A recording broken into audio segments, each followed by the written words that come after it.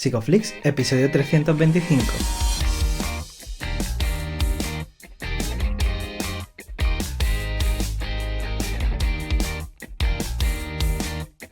Bienvenidos a Psicoflix, un podcast para psicólogos y psicólogas, un podcast donde entre todos buscamos ser cada vez mejores profesionales de la psicología. Aquí hablamos de todas las estrategias, técnicas y noticias de la psicología contemporánea, pero siempre con la evidencia científica que nos gusta defender. Hoy estamos emitiendo nuestro episodio número 325, en el que vamos a hablar de cómo elaborar un informe psicológico. Pero antes, recordaros que en psicoflix.com podéis registraros y acceder a la newsletter gratuita para estar al día de todas nuestras novedades. Bueno, bienvenidos al podcast, muchas gracias por estar aquí, Darío. Lo bueno de estar haciendo esto en vídeo, que ya saben que no soy una IA y que se graba la entradilla cada vez. Por ahora. Por ahora pueden saberlo. Vamos a dejarle un tiempo a la tecnología que avance. Estaba pensando que justo este episodio que vamos a grabar hoy es muy susceptible de tener esas notas dentro de tu correo electrónico. Y si vais a psicoflip.com y os suscribís a la newsletter, pues eso es lo que os va a llegar, esos puntos principales que vamos a ir tocando hoy.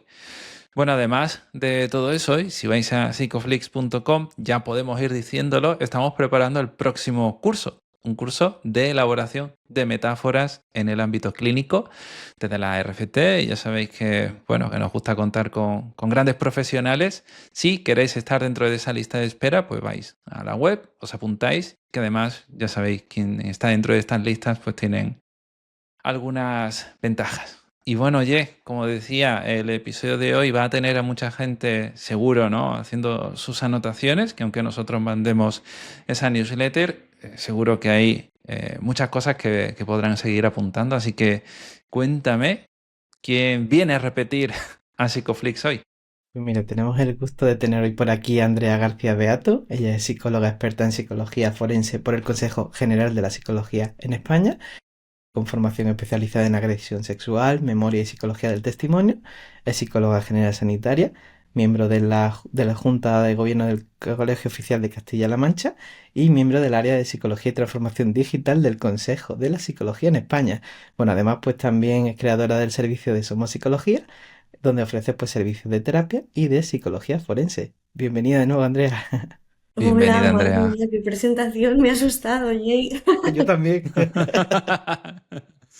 Bueno, ojo, pues Andrea, muchas gracias por sacarnos hueco como siempre y venirte aquí a exponerte y hablar de cosas tan importantes como un informe psicológico. Pero antes de pasar al tema, cuéntanos un poco, ¿cómo está siendo tu día a día? ¿En qué cosas estás metida?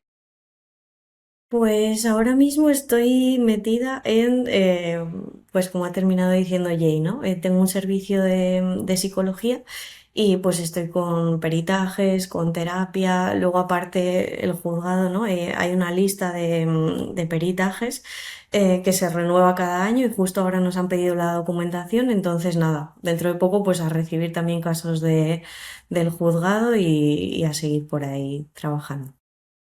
Madre mía, la burocracia, ¿eh? Tanto que a los psicólogos nos da tanta alergia, ¿no? Muchas veces cuando nos piden un informe psicológico, que va a ser el tema de hoy, pues la primera reacción es miedo absoluto y es como, ¿ahora cómo abordo esto, no? ¿Cómo recuerdas tú tu primer informe psicológico?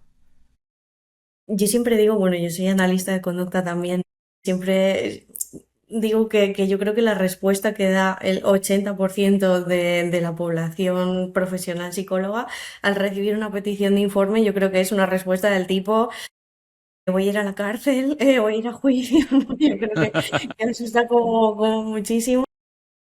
Yo no recuerdo que fuera tan así, pero porque ya desde el grado, ¿no? Como que me fascinó la psicología forense y a mí me gustaba pues esto, esta parte, entonces ya desde el grado iba preparada a ello.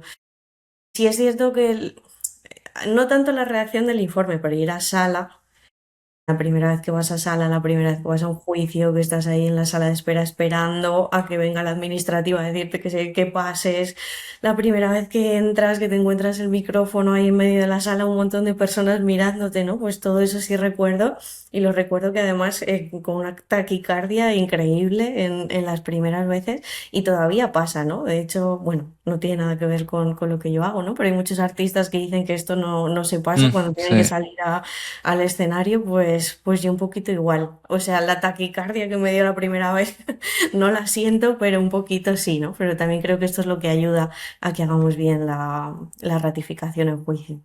Mm. No siempre, pero bueno, es verdad que el informe puede llevar a juicio. Esto ahora lo vamos a hablar. Pero te voy a hacer la primera pregunta que se hace mucha gente cuando le preguntan o le piden un informe. ¿Puede negarse un psicólogo o una psicóloga a hacer un informe? Pues la verdad es que no. Y de hecho, yo creo que esto es lo que creemos, ¿no? Cuando a una persona profesional de la psicología le piden un informe, lo que suele pensar es, madre mía, ¿qué es esto? ¿A dónde me puede llevar? ¿O qué me pueden solicitar? A ver si voy a meter la pata, ¿no? Creo que son como pensamientos que probablemente aparezcan ahí. Em, y probablemente también por esto, pues muchas veces se busca la evitación, ¿no? El convencer a la persona o usuaria de que en realidad no necesita el informe, ¿no? Como yo sí me he encontrado con profesionales que intentan como evitar esta reacción de informe a toda costa, y precisamente es la evitación la que nos puede llevar a tener un problema, porque la persona Ujú. usuaria tiene derecho a recibir un informe. No sé si Ujú. me explico, ¿no? Pero la sanción Sí, puede sí, sí. venir si no lo hacemos.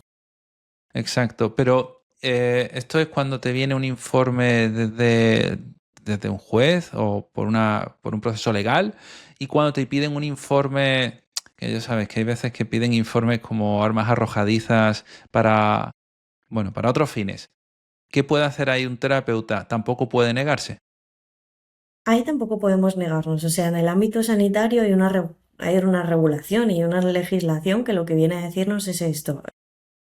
Por un lado está el convenio del Consejo de Europa, ¿no? De 1997, que lo que viene a decirnos es, oye, la persona tiene derecho a recibir un consentimiento informado y en ese consentimiento informado es donde primero, y esto sí lo quiero subrayar, es donde primero tenemos que dejar por escrito que podemos redactar un informe y que la persona tiene derecho a esto, ¿no? Entonces ya en el consentimiento informado es cuando la persona nos tiene que dar ese reconocimiento a que vamos a poder redactar un informe.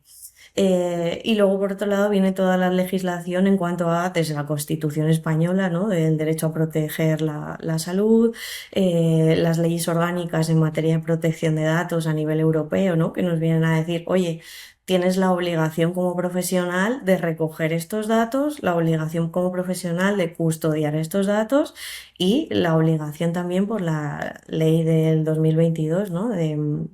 Regulatoria de todo lo que tiene que ver con los derechos del paciente. No me gusta nada la palabra, pero la regulación dice paciente. Y aquí es donde también se regula qué hacemos con la información, ¿no? Ujú. Tenemos que tenerla 5 años, esto creo que más o menos lo sabemos, pero es 5 años desde el alta, no desde la baja de la persona, que esto a veces también se confunde. Eh, bueno, y todo esto es lo que regula que tenemos que custodiar esta información. Y también tenemos como obligación como profesionales no el tener la historia clínica de cualquier manera, que esto también pasa mucho, ¿no? Hay veces que una persona consultante solicita su historia clínica y tenemos ahí, ¿no? Un jaleo montado, que si papeles de un lado, escritos con boli, escritos... Bueno, pues otra de nuestras obligaciones como profesionales es a tenerlo todo secuenciado cronológicamente, de Ujú. forma limpia, ordenada, ¿no? Pues como nos gustaría a nosotros que trataran nuestra historia clínica, pues así tenemos que tratar la historia clínica de los demás. Entonces, claro, ya no es solo por forense, que a veces se confunde, ¿no? Como yo Ujú. soy forense y también soy sanitaria, como que juego con los dos ámbitos. En forense, por supuesto, si un juez te dice, oye, hazme un informe, se lo tienes que hacer. Ujú. Pero en clínica también, o sea, si nos llega una solicitud de un juez solicitando un informe, también tenemos que redactar ese informe. Y lo mismo, si es la persona consultante a la que estamos atendiendo, pues también tiene el derecho a este informe. Claro, habla un poco de la parte de nuestros derechos y nuestros deberes como profesionales, pero hay otra parte, ¿no? Que es el consultante, ¿no? ¿Qué derechos y deberes puede tener el consultante respecto a nosotros y al proceso terapéutico también, ¿no? Cuando has hablado de las notas, por ejemplo, pues sí que me gustaría que te pudieras detener en esto porque creo que es importante. Pues sí, como personas usuarias tienen derechos y deberes, que esto también me gustaría subrayarlo, ¿no? Derecho, pues el derecho a que se respete su intimidad, a que se traten sus datos con cuidado, a que los tengamos por protección de datos, ¿no? Bajo llave, con un código, que nadie más pueda acceder a estos datos. Derecho a la intimidad, de que no vayamos contando sus datos, ¿no? Ni sus intimidades por ahí. También el derecho que a veces se nos olvida cuando creamos formaciones y así, la persona tiene que habernos dado el consentimiento para utilizar sus datos para una formación. O sea, yo no puedo crear una formación con unos datos de una persona que no me los ha consentido, ¿no? Entonces, la persona tiene todos estos derechos y luego también tiene un deber, que eso es lo que quería subrayar. Las personas consultantes tienen el deber de darnos acceso a su información, pero darnos acceso a su información sobre su salud de forma verídica. O sea, esto de que vengan y nos digan que están fatal cuando en realidad su situación clínica es totalmente distinta, esto es una obligación que ellos tienen, ¿no? A no mentirnos a nosotras como profesionales sanitarios. ¿Es esto lo que llaman el principio de beneficencia? Puede ser que uno tiene que respetar la subjetividad del cliente, ¿no? Del paciente, pero puede mentir, efectivamente, ¿no? Y puede querer utilizar el informe psicológico y yo te planteo debates que van surgiendo por los grupos de psicología que tenemos, ¿no? Y una vez surgió uno en el que el informe parecía ser contraterapéutico, aunque, claro, podemos no negarnos, es decir, podemos negarnos, o sea, perdón, no podemos negarnos, pero era contraterapéutico, es decir, imagínate, ¿no? Una situación, me lo voy a inventar un poco sobre la marcha, donde la persona está buscando ese informe para conseguir una baja laboral, cuando creemos que incluso esa baja laboral podría ser contraterapéutica, metiendo a la persona en algún tipo de espiral problemática. ¿Qué hacemos en situaciones como esta? Que me parecen delicadísimas. Bueno, yo aquí lo primero siempre digo, consulta a tu colegio profesional, esto siempre, ¿no? Al responsable de ontología. Pero sí es cierto que aunque estamos obligadas o obligados a hacer el informe, si el informe es contraterapéutico o si sabemos que puede causar un perjuicio en la persona o si los fines para los que quieren ser utilizados no son nada éticos, por así decirlo, ahí sí nos podemos negar a dar este informe. Pero yo lo que recomiendo es, sí, yo tengo derecho como profesional a negarme, pero voy a hacerlo de la mano de mi colegio profesional. Entonces, escribo a mi colegio profesional, le digo, oye, me está pasando esto, sé que tengo derecho a negarme, pero vamos a argumentarlo y a fundamentarlo bien para exponérselo a la persona, ¿no? En un correo electrónico, si puede ser por escrito. O sea, ahí, Darío, sí tendrías derecho a negarte, pero siempre argumentándolo bien a la persona. Ujú. De hecho, era otro caso que yo traía aquí, que quería ver con vosotros, porque tuvimos aquí en el servicio una persona, bueno, no puedo dar sus datos, ¿no? Pero le preocupaba muchísimo y le generaba muchísima ansiedad que en el trabajo pudiera tener un accidente. Entonces, como que cada X número de sesiones, esta persona planteaba el si se le podía hacer un informe. Y claro, aquí lo que tuvimos que trabajar es, vale, pero ¿cuál es el objetivo del informe? Y lo que vimos junto con el paciente era que, claro, viendo su análisis funcional de la conducta, era otra anticipación más y otro intento más de evitar una posible consecuencia que en realidad no era tan objetiva o tan realista, sino que era algo producto de que su propia ansiedad le estaba anticipando por ahí. No sé si me estoy Sí, explicando, ¿no? sí, Entonces, 100%. le explicamos, oye, sí, tienes todo el derecho del mundo a tener este informe, pero ¿por qué nos lo estás pidiendo, ¿no? Tiene la función de evitar, tiene la función de prepararnos para algo que tu ansiedad te está gritando que puede pasar y entonces la persona ahí pues reflexiona y dice, oye, pues sí, pues es lo mismo que estaba haciendo con otro tipo de conductas, ¿no? Interesante esto, ¿no? Porque ahí ya puede detectar una CCR1 del propio cliente. Y Pensaba, Andrea, porque muchas veces como psicólogo sanitario es como, bueno, pues yo no tengo que hacer informes, ¿no? Que esto lo hace el forense, ¿no? Y pienso en que nos hable de distintos tipos de informes psicológicos que nosotros como sanitarios podríamos emitir ante una eventualidad. Vale, hay varios tipos de informes, ¿no? Está, por ejemplo, el informe como asistencial, que sería básicamente una nota informativa, hay veces que le llaman, ¿no? Que es básicamente pues poner que la persona está asistiendo o ha asistido a terapia un día concreto, una hora concreta, ¿no? Pues para justificarse en el trabajo o lo que sea, ¿no? Pues esto un profesional sanitario sí puede hacerlo. Luego está el informe de evaluación. ¿No? Pues un informe de evaluación en el que pues recogemos lo que hemos observado por distintos tipos de metodologías, ¿no? Ya sea pruebas psicométricas o ya sea, bueno, observación, entrevista, todo lo que hayamos hecho, pues ahí podemos también recogerlo en este informe de evaluación. Luego está el informe de intervención, que sería, pues, oye, ya no solo recoger lo que hemos evaluado, sino también qué metodología hemos llevado a cabo, en qué punto se encuentra esta persona, ¿no? A nivel terapéutico. Eh, bueno, el por ahí iba a decir diagnóstico, pero tampoco me hace mucha gracia el que etiquetemos, pero hay veces que también es necesario. Yo aquí siempre digo, ¿no? Si yo pongo una etiqueta, la etiqueta no es para ti. Por ejemplo, si yo me piden un informe y el juzgado, ¿no? Pues solicita saber o la persona necesita un informe para justificar lo que sea, ¿no? Ante algún tipo de organismo, pues yo le explico mucho y hago aquí la devolución. Oye, esta etiqueta tiene estas limitaciones, no es para ti, yo, vamos, el estigma, ¿no? Lo quitamos por completo y le explicamos el para qué utilizamos esta etiqueta, ¿no? Pues Mm, es para que nos entienda este otro profesional o es para que nos entienda este organismo, pero por ahí. Y luego estaría el informe pericial, pero claro, esto no lo puede hacer un psicólogo sanitario. Aquí cuidado, ¿no? Porque hay muchas veces que nos buscan, ¿no? Nos buscan un informe. Ahora, si queréis, vemos cómo sí. estructurar los informes, pero hay veces que nos solicitan un informe y si se nos olvida a lo mejor poner una nota final que diga que ese informe no tiene carácter pericial, nos las pueden jugar y entonces lo pueden utilizar como pericial y nos encontramos de repente en un juicio diciendo, oye, yo no soy perito, ¿no? Yo soy psicóloga general Ujú. sanitaria y no sé qué hago aquí, ¿no? Entonces, bueno, un poco para evitar esto, también tendríamos que incluir estas notas. Andrea, antes de seguir, sé que has dicho eso del diagnóstico y seguro que hay mucha gente pensando, vale, espérate, esto no se supone que solo lo pueden hacer los psicólogos especialistas en psicología clínica en España. Se supone que en teoría los sanitarios no debemos, no podemos diagnosticar como tal. Entonces en un informe esa etiqueta, vamos a decir, asociada a esos criterios diagnósticos de un DSM-5 o cualquier cosa, no deberían aparecer, pero muchas veces nos lo piden. ¿Qué hacemos en situaciones como eso? Pues nuevamente, ¿no? Es muy complicado. De hecho, hay sentencias en las que creo que del Tribunal Superior de Justicia tendría que revisarlo. Me suena a 2017, pero no estoy segura.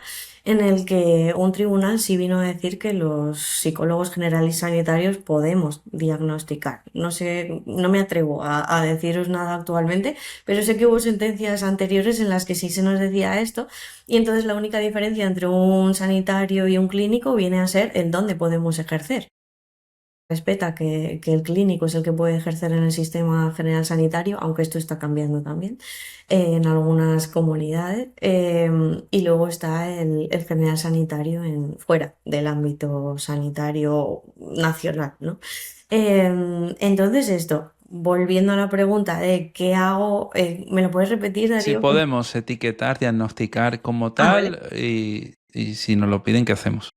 Bueno, pues aquí como todo, ¿no? Depende el para qué quieren ese diagnóstico, ¿no? ¿Lo quieren para comunicarse con un organismo? Oye, pues entonces sí, ¿no? Tiene su sentido y quizá lo podemos hacer desde ahí. Que es simplemente un informe de alta, que este es otro tipo de informe, ¿no? Y además Ujú. está recogido por ley que los pacientes tienen derecho a un informe de alta. ¿Qué es un informe de alta? Y yo quiero poner, pues, cómo se ha comportado la persona, qué patrón de conducta o qué tipo de conducta y cómo hemos cambiado esto y con qué metodología, pues a lo mejor no me hace falta una etiqueta, ¿no? Entonces, bueno, pues yo digo que depende. No sé si ha respondido. Sí, sí, sí. Bueno, me surgen más preguntas, pero vamos a dejar que te hagan la suya y luego seguimos. Bueno, va al hilo de lo que tú has planteado, ¿no? Muchas veces yo creo que una de las cosas donde te pueden pillar quizás es que tú establezcas como terapeuta hipótesis causales. Quiero que nos cuentes sobre esto, ¿no? Porque nosotros como terapeutas, ¿no? Y como si elaboramos un informe, tampoco podemos referir que esto es causa de esto, ¿no? Eso puede ser un problema.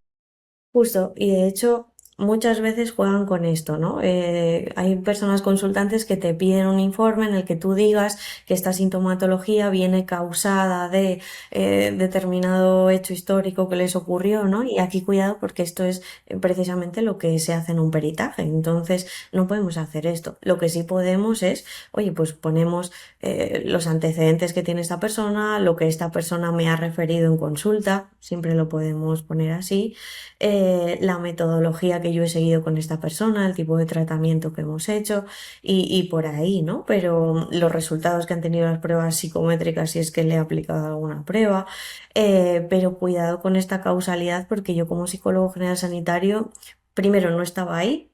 Segundo, no he estudiado ningún tipo de relación causal, o sea, mi labor como psicóloga sanitaria no es establecer una causalidad, es ver cuál es la conducta y cuál es la dificultad de conducta actual y modificar esto a través de los procesos de aprendizaje, ¿no? Entonces, yo ahí no estoy trabajando con causalidades y esto lo tenemos que dejar también muy claro en nuestros informes. Luego, por anticiparme, por otras cosas que también pasan, hay veces que redactamos un informe como sanitarios y por lo que sea, solo interesa que una página sea comunicada, ¿no? Imaginaros, yo redacto un informe de intervención de 4 o 5 páginas, pero la persona lo que hace es separarlo y quedarse solo con una de las páginas y presentarlas en un organismo o a quien sea, ¿no? Esto también puede ser un problema. Entonces, otra de las notas que yo recomiendo poner al final de nuestro informe es este informe, o bueno, en todas las páginas, casi Punto que de página. Mm. este informe contiene tantas páginas, no tiene ningún tipo de validez en páginas por separado y requiere de una lectura completa, ¿no? Para conocer su contenido. Un poco por anticiparme a cosas que sé que pasan y que podrían pasar. Que el lenguaje es muy importante, ¿no? También para no hacer ese tipo de afirmaciones porque la persona podría mentirnos. Y bueno, estamos protegidos ante ese tipo de mentiras y nosotros tenemos que ir a un juicio con la información que manejamos y luego pues allí nos descubren que la persona ha estado mintiendo. ¿Cómo de protegido o protegida estamos los psicólogos? Yo siempre digo que si un profesional sabe lo que ha hecho, sabe lo que está haciendo en terapia con la persona, ha hecho y ha cumplido con todos sus deberes, ¿no? En cuanto a, sí, cuando yo doy un informe psicológico, también me quedo con una copia. No puede ser que yo redacte un informe, se lo dé a la persona y yo no tenga ninguna copia de esto, ¿no? Entonces, de cara a ir al juzgado, yo siempre voy con mi copia del informe y si a mí me dicen, oye, oiga, ¿no? Si su informe de 2 páginas, no, disculpe, mi informe tiene 5 páginas, ¿no? Entonces ahí es fácilmente demostrable. Y también por anticiparme, ¿no? Porque sé que hay muchas veces que da mucho miedo esto de entrar en sala y con lo que yo he dicho al principio de las taquicardias, igual tampoco he ayudado mucho. Em, bueno, lo que quería decir es que somos personas humanas, las personas que están en el juzgado también lo son, aunque el ambiente sea muy hostil, ¿no? Y muchas veces vayan a buscar la respuesta que quieren obtener, pero ahí tenemos todo el derecho del mundo a decir, oye, yo esto no lo he evaluado o yo esto no lo conozco y dejarlo sin responder. Quiero decir, también por lo que me preguntabas, Darío, de cómo podemos respaldarnos o si estamos protegidos. Oye, pues si a mí me preguntan algo que no conozco o algo sobre una persona que yo no he evaluado, pues yo puedo mirar al juez y decirle, yo esto no lo sé. Ujú. Y por eso no somos menos profesionales, todo lo contrario, ¿no? Creo que esto nos honra bastante.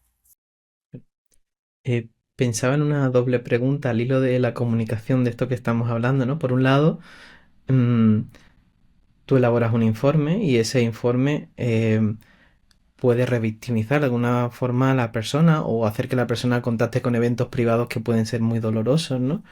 ¿Cómo es este proceso de compartir tu informe con el consultante? si es necesario o estamos obligados a ello antes de pasar por el proceso judicial. Y por otra parte, esa parte de comunicación, ¿no? Que muchas veces se hacen las cosas por WhatsApp corriendo y puedes ahí haber brechas de seguridad y confidencialidad. Entonces, ¿podrías detenerte en ambas cosas, porfa? Vale. Si me pierdo o divago, me paráis y me lo Súper, repetís, ¿vale? Que me pasa gracias. mucho.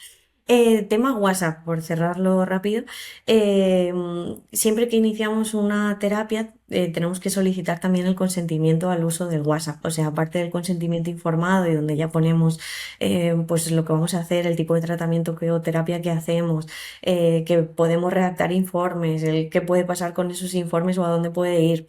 Aparte de incluir todo esto, también se incluye una cláusula de uso de WhatsApp, ¿no? Entonces ahí ya quedaríamos cubiertos con esta parte, ¿vale? Y la primera pregunta me la puedes La de la repetir. parte de revictimación, uy, lo diré, de Ah, revictimización, revictimización. ¿no? De La compartir lengua. el informe y la persona pues que contacte con eventos privados dolorosos al leerlo, ¿no? Entonces sí Ujú. estamos... Claro, aquí cuidado con el contenido del informe. Sí, yo tengo la obligación como profesional a redactar un informe eh, porque me lo solicite la persona consultante o porque lo solicite otro organismo, pero yo no puedo poner cualquier cosa en un informe. Entonces, yo no puedo poner el contenido a lo mejor de las sesiones que hemos tenido, pues si discutió con X persona o si abuso de ella X persona en un parque, ¿no? Yo no puedo poner esto en un informe, yo puedo poner simplemente, oye, pues los objetivos que se han trabajado en consulta, las herramientas o las técnicas que hemos puesto en marcha, el pronóstico de la persona o cómo se encuentra o en qué fase estamos ahora mismo en este tratamiento, pero yo nunca entraré en detalles que se han hablado en sesión. Y lo mismo es extrapolable en sala judicial, ¿vale? Si, igual que yo no lo puedo escribir en un informe, yo tampoco podría decirlo en sala judicial o dar todos estos detalles, salvo que su señoría o un juez me exima de mi responsabilidad en cuanto a custodia de información. O sea, si su señoría me dice, usted se tiene que saltar esta confidencialidad y contarme absolutamente con pelos y señales lo que ha ocurrido, pues ahí sí tendré que decirlo, pero en un informe yo no tengo que decir nada de esto, ¿no? Entonces por ahí yo creo que si no entramos en contenidos muy explícitos o muy, ¿no? muy detallados de lo que ocurrió, pues también nos evitamos esta revictimización de las personas. Ujú. Bueno, realmente todavía no hemos empezado a redactar este informe. Ahora hablaremos de la estructura. Estamos como en todos esos preliminares y adelanto una pregunta que teníamos por aquí apuntada. Si viene de parte de un juez, entiendo que no, pero ¿y si viene de parte de la persona? ¿Cobramos el informe? ¿Cómo lo cobramos? Vale, esto también es la pregunta del millón, ¿no? Porque muchas veces yo creo que las personas que nos dedicamos a la sanidad, ¿no? Como somos tan proclives a cuidar, a dar por los demás, como que muchas veces hasta nos sabe mal cobrar ciertas veces. El otro día con una compañera me decía, jo, esta persona me ha cancelado 4 veces, ¿le cobro o no le cobro? Digo, bueno, pues no lo sé, es tu tiempo, ¿no? Pero parece como que nos da pudor muchas veces el valorar nuestro trabajo.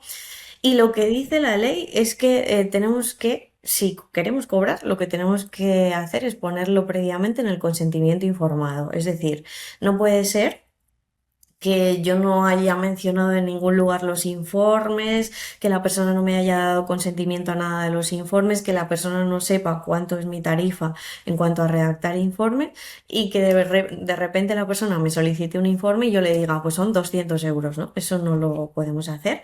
Y de hecho sé que hay muchas personas profesionales que lo hacen también para evitar esa reacción. Pues yo subo el precio y entonces la persona me va a decir que no y así evito redactarme el informe y el ir a juicio, ¿no? Que yo me las conozco todas.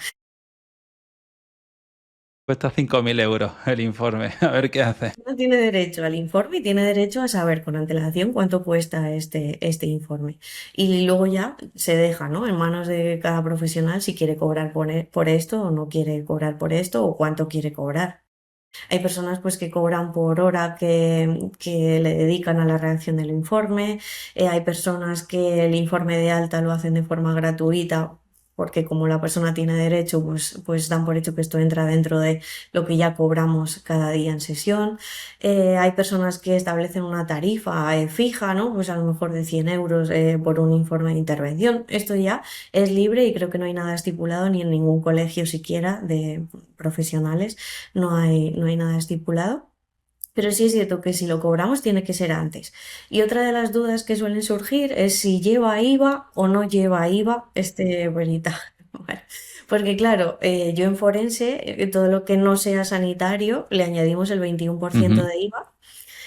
Si fuera un informe pericial, por supuesto, lleva IVA. Si fuera un informe tipo administrativo, que no es para nada sanitario, también llevaría IVA. Y si es un informe meramente informativo, también llevaría este 21% de IVA. Sin embargo, si es un informe en contexto de intervención o para un diagnóstico o así, o informe de alta terapéutica, eso no llevaría IVA porque entra dentro de lo sanitario. Tenía esta pregunta, pero me acaba de venir al hilo de esto porque ChatGPT facilita muchas cosas, pero aquí puede ser un, un problemón. Cuéntanos, ¿no? No sé si has visto esto ya Ah, de implementado en los informes, informes. vale. Sí. Sí, bueno, yo Sí. tenía una pregunta de IA luego, o Mm. sea, sí, sí, sí. Bueno, pues justo. Bueno, pues sí, de hecho me he encontrado con algún informe, ¿no? Y creo que no somos la única profesión en la que está ocurriendo, hay otras profesiones en las que también, ¿no? Redactemos un informe tal, ¿no? Y sale súper rápido. Y nuevamente por la evitación, yo creo, ¿no? La evitación de revisar la historia clínica, la evitación de todo el esfuerzo y el tiempo que conlleva. Ahora mismo la IA, que yo sepa, no tiene ni hemos firmado ningún tipo de protección de datos con ella. Nuestras personas consultantes yo creo que tampoco les hemos puesto en un consentimiento informado que vamos a redactar un informe a través de ChatGPT, ¿no? Entonces, no tenemos consentimiento para hacer esto y por supuesto que no podemos hacerlo. Hay un caso de uso que este no lo solemos tener en cuenta, donde la protección de datos sí existe, que es cuando alguien, que esto no se hace, monta el modelo de lenguaje en un servidor local, en tu PC, montas, digamos, el software, montas todo y puedes utilizarlo y los datos no salen de ahí porque no tienen conexión con la nube y no entrenan el lenguaje, el modelo de lenguaje. Esa situación, o sea, yo no conozco a nadie que lo haya hecho, ¿eh? Pero digamos que sería un caso de uso, donde nadie tiene acceso a esos datos salvo tú. ¿Qué opinas de esa situación? No lo sé, o sea, es que ni me lo imagino cómo sería. O sea, tú con el Tú ordenador. puedes, tú puedes bajarte muchos de estos modelos de lenguaje Ujú. y utilizarlos en local. Incluso puedes tenerlo desconectado de internet. Simplemente lo tienes instalado en tu PC y puedes interactuar con la información, pues eso, sin que nadie acceda a ese PC, ni a esos datos, ni a nada. No lo sé, la verdad que me pilláis porque ni conozco ni he visto una situación parecida, pero yo siempre remito a lo mismo. Colegio Oficial de Psicólogos Pregunta, que ¿no? nos digan, Vale. ¿no? Porque la El verdad que comodín del no. público. Creo que todavía no hay. En abogacía sí se está teniendo en cuenta, en algunos otros sectores para informes. O sea, hay aplicaciones con inteligencia artificial orientada a este tipo de necesidades. En psicología yo no la he encontrado. A lo mejor sí que la hay, pero está muy escondida. Y no sé qué piensas de esa posibilidad. Y claro, la protección de datos está asegurada por la empresa que te está diciendo que te aseguran esos datos, pero nadie sabe bien si luego eso se está utilizando para el entrenamiento de ese modelo, etcétera. Es relativamente complicado.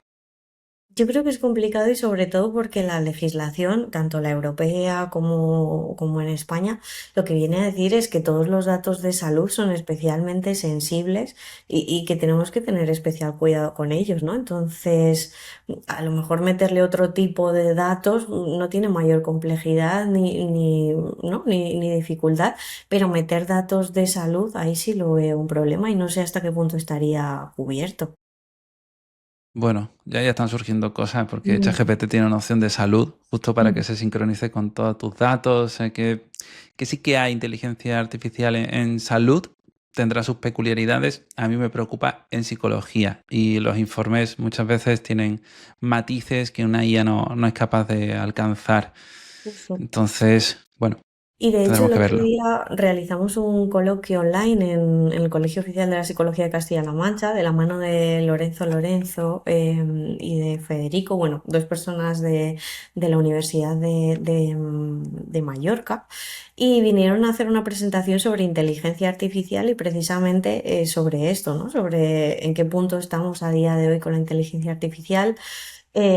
Hay datos que dicen que incluso la inteligencia artificial puede reforzar patologías y sistemas de conducta, pues por ejemplo, ansiógenos, ¿no? Una persona con ansiedad o con mucha anticipación de y si me pongo enfermo y si me pongo enfermo, ¿no? Pues precisamente el chat GPT y que se pueda eh, preguntar y que se pueda, ¿no? 24/7 meter y meter todas las dudas y recibir una respuesta, pues esto lejos de ayudar a la persona, le refuerza en su dificultad, ¿no? Entonces, por un lado ya hay datos que nos vienen a decir esto. Y luego por otro lado estuvo muy bien porque Lorenzo y Federico hicieron como en directo una consulta a ChatGPT. Y ChatGPT pues respondía, ¿no? Y era sobre, creo, sobre la pareja, ¿no? Yo debería dejar a mi pareja porque mira lo que me está diciendo, ¿no? Y le pasábamos una captura de pantalla del WhatsApp y ChatGPT como que la última opción que le daba a la persona era acudir a un profesional de la psicología. Y antes de esta opción, todo lo que le decía era pautas y le daba pautas de actuación, ¿no? Cosa que los profesionales de la psicología no nos atrevemos a hacer hasta varias sesiones, ¿no? de evaluación llevadas a cabo, pues ChatGPT te lo hace con un solo párrafo. Y esto también es un problema, ¿no? Porque muchas veces vienen personas a consulta pidiendo pautas, ¿no? Ya el primer día, pero dame pautas, pero dime algo. Jo, en nosotros no lo encuentran y sí lo encuentran aquí. Entonces esto es un problema.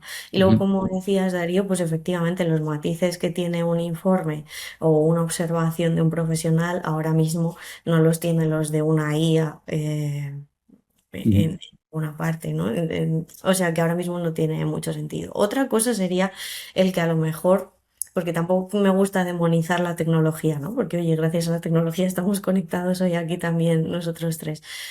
Otra cosa es, pues no lo sé, que le pidamos algún tipo de información objetiva que se pueda encontrar rápidamente en una búsqueda de internet, ¿no? Que ahora mismo en Google también utiliza la inteligencia artificial y por ahí, oye, pues no lo sé, a lo mejor algo que nos pueda hacer el trabajo un poquito más sencillo en ese sentido, pero creo que no podemos quitarnos de nuestros ojos, de nuestra visión y, bueno, el ojo clínico tampoco me gusta, pero sí de lo que vemos en consulta y de cómo sentimos a la persona en sesión.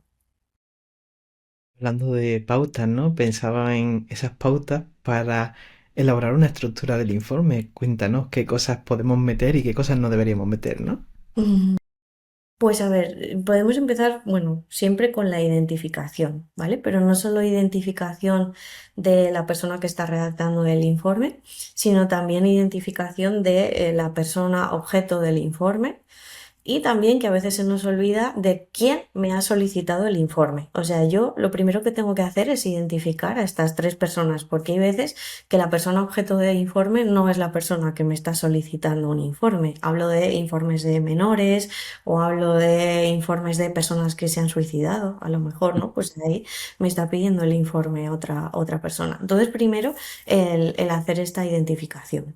Después entraríamos en, bueno, yo lo he estructurado como en 5 puntos, por intentar hacerlo Vale. más. Después de la identificación entraríamos en los antecedentes, pues cuando llegó a consulta de la persona, ¿no? Cuando fue la fecha de alta o de derivación, qué demanda tenía, cuáles han sido los objetivos terapéuticos, pues toda esta parte. Y aquí también podríamos meter, si queremos, qué consentimiento informado nos han firmado cuando entraron en nuestro servicio de psicología, ¿vale? Podríamos aportar una copia del consentimiento informado o copiar literalmente lo que le pusimos a esta persona en el consentimiento informado el primer día. Después entraríamos en metodología. En metodología, pues el calendario de sesiones, con qué frecuencia nos hemos visto, qué tipo de tratamiento hemos llevado a cabo, ¿no? Qué tipo de terapia. No es lo mismo una terapia sistémica que una cognitivo-conductual, que, bueno, pues qué tipo de terapia hemos hecho. ¿Qué fuentes de información hemos tenido? Es decir, si solo hemos visto a la persona o hemos visto también a algún familiar, o si hemos aplicado alguna prueba, o no lo sé, si nos dio algo de documentación, o no lo sé, ¿no? Pero a qué tipo de fuentes de información hemos accedido y qué conducta hemos observado en esta persona, ¿no? Esto entraría dentro de la metodología. Luego iríamos a resultados, sería el cuarto apartado, que aquí podríamos hablar, pues, en qué fase está esta persona, si ya hemos terminado el tratamiento, o si estamos en evaluación, o si estamos en intervención, ¿no? Ahí en qué fase estamos, qué resultados han tenido las pruebas o las técnicas que hemos aplicado, pues si la persona ha mejorado, o si hemos hecho un pre-post en cuanto a pruebas psicométricas, ¿no? Pues al inicio le pasé esta prueba y tenía este nivel de ansiedad y ahora mismo se lo acabo de pasar y tiene este otro nivel de ansiedad. Conclusiones, recomendaciones, esto estaría también aquí. Y si hubiera algún pronóstico, pues creo que, no lo sé, dentro de 6 meses la persona puede estar recuperada o dentro de X tiempo, ¿no? La persona puede ser totalmente funcional. Y luego, por último, estarían las notas finales. Esto ya sería como el quinto apartado, ¿no? En notas finales, pues lo típico, fecha, lugar, nuevamente la autoría, quién ha redactado este informe, la validez del informe, aquí es lo que os Mm. intentaba explicar antes, ¿no? Este informe es solo válido en su totalidad, no vale quitarle una página y presentarlo como si eso fuera suficientemente válido. Luego también en estas notas finales a mí me gusta poner que el informe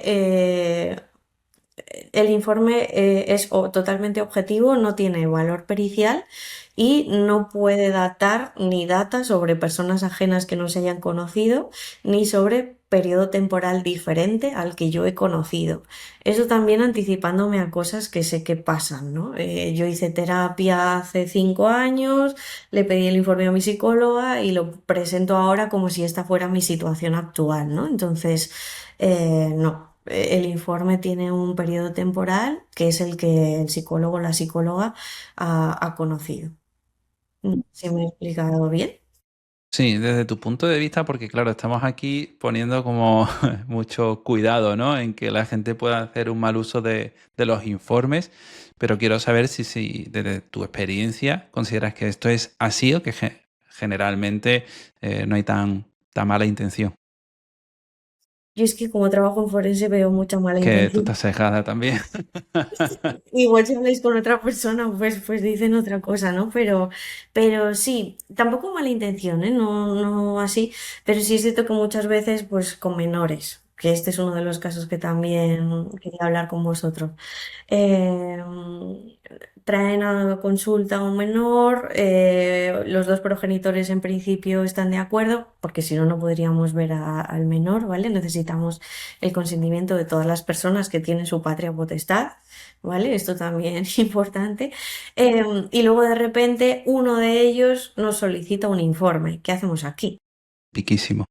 Claro, es que esta es súper típica, ¿no? Entonces, ¿qué hacemos aquí? De hecho, el otro día una compañera me preguntaba, Andrea, necesito que los dos me firmen el informe que he redactado para poder entregarlo o cómo hago, no. Si tú ya en el consentimiento informado que les pasaste a los progenitores les dijiste que podías redactar un informe y ellos te firmaron como que puedes redactar un informe, les has explicado cuánto cuesta ese informe y les has explicado dónde iría este informe, si eso ya lo tienes firmado, tú no necesitas que te vuelvan a firmar. Luego sí es cierto que el consentimiento informado es revocable, ¿vale? Un papá o una mamá nos puede decir, oye, no quiero que sigas viendo a mi hijo y tira ese consentimiento informado a la basura. Entonces ahí no podríamos redactar el informe, ¿no? Pero mientras yo tenga los dos consentimientos informados firmados, si uno de los progenitores me solicita un informe, yo lo puedo redactar. Ahora, lo que tengo que hacer es explicarle a ese progenitor que tengo que avisar al otro progenitor de que hay un informe avisarle a los dos progenitores de que ambos tienen derecho a tener copia del informe, darle una copia a los dos y quedarme yo con otra copia. Eso es lo que tendría que hacer. Qué bien que salga esto porque ha sido pregunta PIR este año, por lo que he visto por redes también, ¿Ah, así que sí? genial. Sí, y pensaba, ¿no? La otra parte, ¿no? ¿Qué pasa cuando un menor te pide un informe y no quiere que los padres sepan, ¿no? Cuéntanos sobre esto también. Pues aquí tendríamos que ver qué edad tiene el menor, ¿vale? Sí es cierto que la protección de datos la firman los menores a partir de los 14 años, pero la edad de consentimiento informado a nivel sanitario está en los 16. Entonces, si el menor ya tiene 16 años y el menor nos pide el informe lo tenemos que hacer porque nos lo está pidiendo el menor. Y no tenemos por qué decírselo a los progenitores porque la edad de consentimiento ya la tiene. O sea, el menor ya tiene 16 años, lo podemos hacer. Otra cosa sería que el menor tuviera 15 años, que aquí es donde pueden surgir muchas dudas, ¿no? Porque ya tienen la edad de protección de datos, pero no tienen la edad a nivel sanitario, entonces, ¿qué hacemos? Si un menor tiene 15 años, ahí tenemos que informar a los padres de que estamos haciendo este informe y darle una copia a los padres. O sea, aquí tendríamos que trabajar en consulta, ¿no? Con este menor, en la confianza, sobre todo para no perderle, ¿no? También en ese sentido. Y hablar con él de qué contenido quiere que tenga ese informe y hasta dónde quiere que lleguemos y esto, ¿no? Esto puesto en que nos lo esté pidiendo el menor. Si nos lo están pidiendo los progenitores, pues lo mismo. Yo siempre antes de empezar una terapia con un menor, yo les explico a los progenitores, oye, si hubiese algún riesgo o lo que fuera, ¿no? Si necesitamos pautas, por supuesto que las vais a saber, pero el contenido, ¿no? De pues si tu hijo o tu hija le gusta a esta persona o si ha discutido con X persona, no vamos a ir nuevamente, como decíamos antes, ¿no? A los detalles, pero sí a nivel general vais a estar informados. Ujú. Andrea, la verdad es que creo que ha sido un episodio increíble, con muchísima información, muchísimo valor y claro, al ser consciente de esto, me viene la última pregunta. De esto, sí, probablemente no lo hayan dicho en la carrera, en el máster, y haya sido como algo que ha existido dentro del temario, pero no me da a mí la sensación de que haya sido información muy accesible.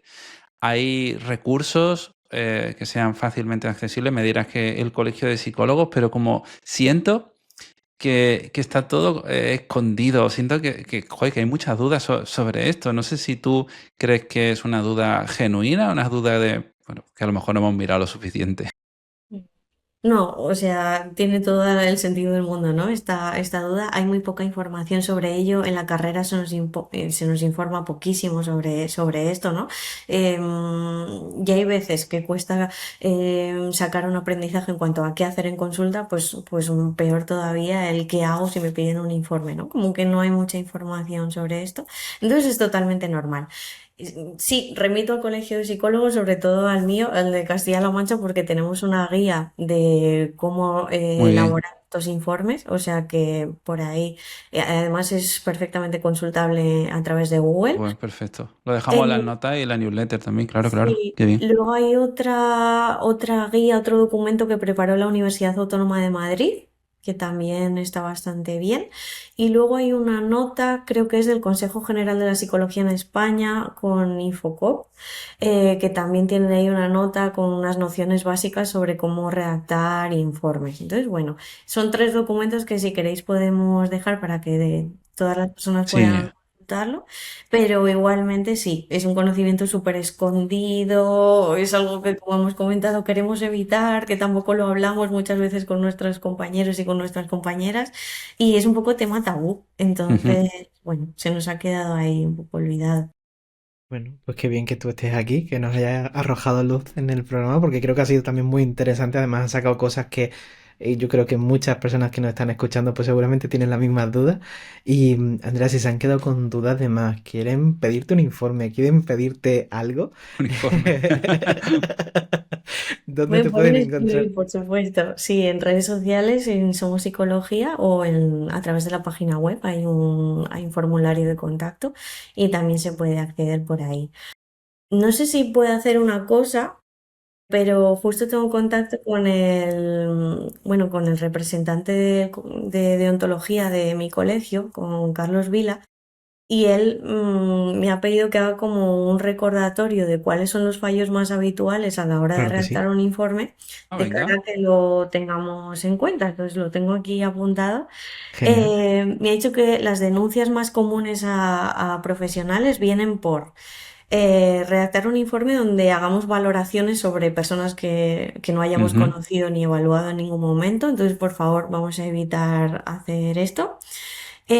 También denuncias por utilizar categorías diagnósticas sin una fundamentación o argumentación suficiente. Entonces, también Ujú. cuidado, porque esto se ve, está a la orden del día en redes sociales, ¿no? Pues eres un narcisista o eres un no sé qué, ¿no? Un psicópata, ¿no? Y oye, pues sí, yo no tengo ningún tipo de argumento para poner esta etiqueta y además para qué, ¿no? Este tipo de etiquetas, pues vamos a evitarlas dentro de un informe. También el redactar informes utilizando información que es confidencial y para la que la persona no me ha autorizado. No informar al otro progenitor de la emisión de un informe, esto que hemos hablado en caso Ujú. de menores.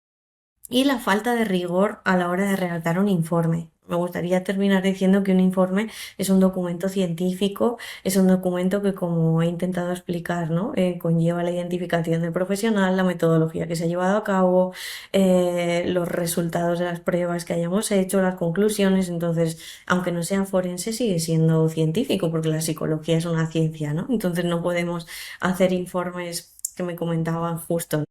No, es que me encontré un profesional que puso, sé que esta persona es, pues, una etiqueta de este tipo, ¿no? Narcisista o algo Vale. así, pero porque es que yo trabajo en un pueblo y todo el mundo conocemos a esa persona y sabemos que esa persona es así. Ostras. No, quiero decir que hay veces, ¿no? Que trabajamos en poblaciones, pues, pequeñitas y que, pues, muchas veces conocemos a alguien, pero, ojo, si yo no he evaluado ni conozco a esta persona a nivel clínico, no puedo hacer afirmaciones en este sentido. Entonces eso, que tengamos Muy cuidado bien. con esta parte. Oye, eso es súper importante, todo lo que has puntualizado al final, también lo pondremos en las notas del episodio para que la gente lo tenga todo a mano. Y Andrea, ha sido un placer escucharte y tenerte aquí de nuevo. Muchas Muchísimas gracias. gracias a vosotros por dejarme el micrófono y el tiempo. Muchas gracias a ti, porque pues, siempre es muy interesante escucharte y nos enriquece mucho. Y muchas gracias a ti que estás escuchando este episodio. Si te ha gustado, recuerda suscribirte, porque la semana que viene tendremos por aquí a Jesús Rivero y a Daniel López, que hablaremos con ellos pues sobre el duelo profesional ante el suicidio de un consultante, también un tema muy muy interesante. Así que si no queréis perderlo, lo tenéis todo por aquí, suscribiros al programa y nosotros nos vemos la próxima semana, el próximo jueves a las 8 de la tarde con un nuevo episodio aquí en psicoflip.com, en Spotify, en iTunes, en iVoox y en YouTube. Hasta luego. Hasta luego.